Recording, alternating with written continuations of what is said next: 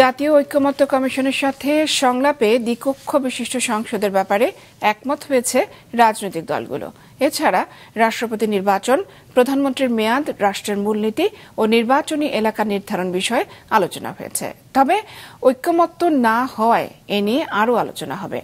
বিস্তারিত জানাচ্ছেন হাসনাইন তানভীর। বেলা 11:30টায় রাজধানীর ফরেন সার্ভিস একাডেমিতে শুরু হয় জাতীয় ঐকমত্য কমিশনের সাথে রাজনৈতিক দলগুলোর দ্বিতীয় দফার চতুর্থ দিনের আলোচনা। গতকাল কোনো সমাধান না আসায় আজকের আলোচনা শুরু হয় রাষ্ট্রপতি নির্বাচনের পদ্ধতি নিয়ে। রাষ্ট্রপতি নির্বাচনে ইলেকটোরাল পদ্ধতির দুটি বিষয়ে প্রস্তাবনা দেওয়া হয়েছে রাজনৈতিক দলগুলোর পক্ষ থেকে।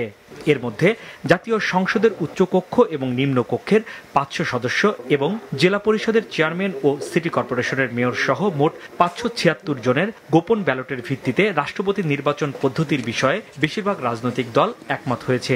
তবে এ নিয়ে এখনো আরও আলোচনা চলবে।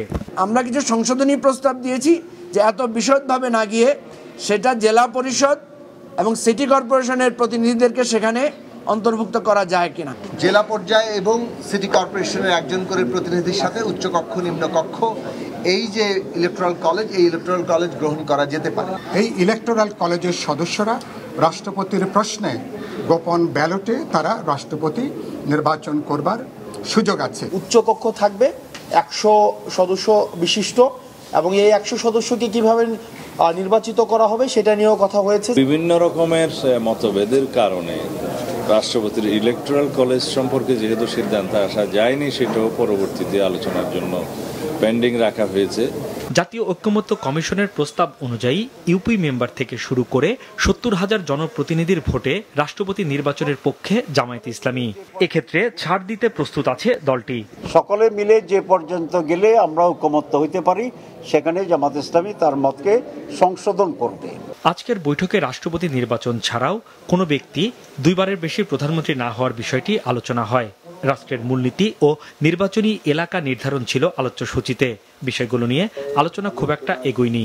রাষ্ট্রপতি নির্বাচনের প্রক্রিয়া নিয়ে কিংবা দ্বিকক্ষ কিংবা ধরুন প্রধানমন্ত্রীর মেয়াদ, এগুলো নিয়ে তারা মত দিয়েছেন। আবার এইখানের মত শোনার পরে তাদের নীতি নির্ধারকদের কাছে যেতে হচ্ছে, সেটাই স্বাভাবিক। রাজনৈতিক প্রক্রিয়া এটা স্বাভাবিক, সেই প্রক্রিয়ার মধ্যে দিয়ে আমরা অগ্রসর হচ্ছি। দুদিন বিরতি দিয়ে আগামী রোববার অমীমাংসিত ইস্যুতে দলগুলোর সাথে আবার আলোচনায় বসবে জাতীয় ঐকমত্য কমিশন।